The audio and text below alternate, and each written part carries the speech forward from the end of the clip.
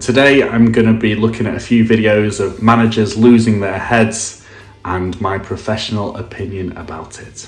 Go back on something you clarified. You said the opposition wants to go down and cause these kind of problems. Did you think Spurs were trying? Look, I really don't like this. You now, no, I know exactly what you want to do. I said what I said. Do with it what you want. No, yeah, but you try nothing to clarify. You write at the end anyway what you want. It's a situation when I say now it's not a diver. It's a normal reaction. I said it's a normal reaction for it's not clear. Ball is in the air and players go down. That's how it is. But you don't give a penalty in a situation like that. Make a story about that. I really would love to see it. And I don't read it, by the way. But make it exactly like that. I said Lamela made a diver. Wow. And now you look like I really said that. Is my English? Well, not like Jurgen Klopp at all. Massively animated.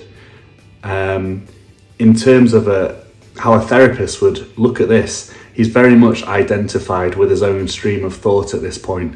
He's getting very carried away. That bad. I didn't want to say in the first case, but you were waiting for it. That's what you want to clarify. Just to summarise that, he was actually arguing with himself at the end. The journalist didn't really say too much, and Jurgen probably covered 4 or 5 subjects there, going back and forth like a game of tennis. Yeah, he lost his cool in that one. Now we're on to Arsene Wenger. That's the wrong information, and there as well, I think I worked for 16 years here in England, and I deserve a bit more credit than wrong informations. But I have only one intention, is to harm. And if it's good information who comes from nowhere, it's all right. But this is the wrong information who comes from nowhere, and this is completely wrong. I look at you, not because you give information, I don't know if it's you. I don't know where information comes from.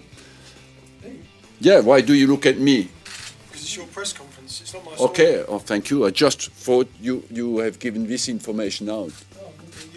Okay, thank you very much. Look, here is a pre-match conference for Champions League. If you want to talk on Saturday, the press conference has been made after the game. Okay, but it's okay? Can we get some questions about tomorrow's game? That would be very nice. I can't imagine Arsene Wenger ever delivering a hairdryer treatment. He seems pretty calm and cool and very composed, even when he's clearly distressed. Not as animated as Jurgen, but you can see him fidgeting in his seat. His eyes are darting from left to right. So he's clearly under pressure and he's clearly distressed. But I think he handles that pretty well. I think your question is absolutely unbelievable. If you don't know the answer to that question, then I think you are an ostrich. Well, your head must be in the sand. Is your head in the sand? It's not at all. Are you flexible enough to get your head in the sand? My suspicion would be no. Listen, you've been here often enough. For you to ask that question, I think you're either being very, very silly or you're being absolutely stupid. One of the two. Because for you to ask that question, I'm sorry, son, but you are daft. No, you're wrong. You're wrong. You've been in here. You've been here, and I know you have. So don't give that crap with me. Please, don't give that crap with me. I'll smile at you because I can afford to smile at you. Now, do you want to ask a different question or do you want to ask it differently? Go on, ask it. Or you're not capable. I just don't know what you... You don't know what, I don't know how you've taken that question there because... Well, you must be very stupid. What can be said about that? I mean, he was very insulting to the journalist. You could tell he was seething inside.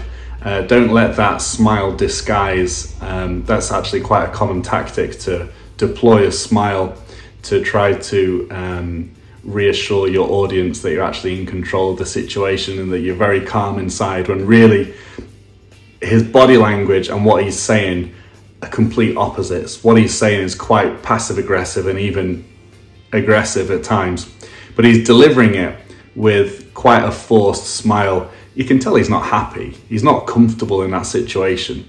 So although it's not a rant, I would say he lost the plot internally in that situation. Yeah, but negative, they're at home. The 20 times champions of England? I didn't say that. No, I'm asking you. I didn't say that. Okay, fair enough. I didn't say that. He's my colleague. I respect my colleague, and colleague can play like. Look at me when I talk to you. So you look at Yeah, look at me when I talk to you. Yeah, okay, I'm looking at you. Yeah. Yeah, you look at me. Yeah. No, but I'm talking to you. You don't look at me. You look that. So I am trying to explain. I am trying to explain. One or two final questions because we have to. Pep was pretty cool, quite similar to Nigel Pearson though. You probably saw he had that charismatic smile on his face.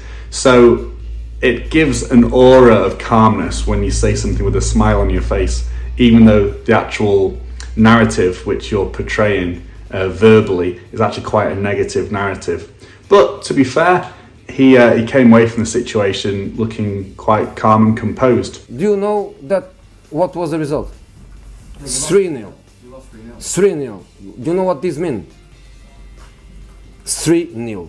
But also mean 3 premierships, and I won more premierships alone than the other 19 managers together.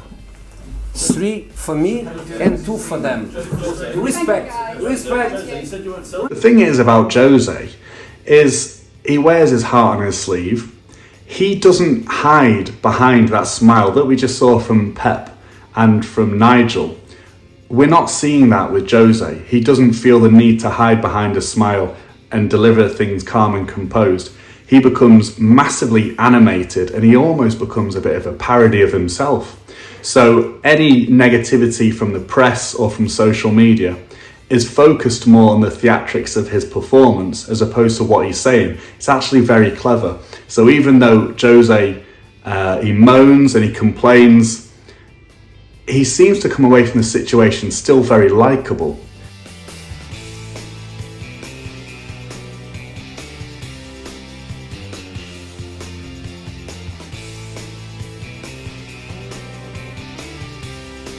He lost the plot. Sir Alex is obviously the king of mind games, and you could imagine Alex Ferguson being sat at home with a glass of wine or something, chuckling as he was watching Sky Sports, thinking, that's it, his head's gone, we've won the league. You know, clearly a very passionate guy, so his reaction is understandable, but the number one lesson of being well media trained would be to not snap, not give your rivals anything which can be used against you. And Kevin Keegan, in that instance, has literally fallen straight into the trap.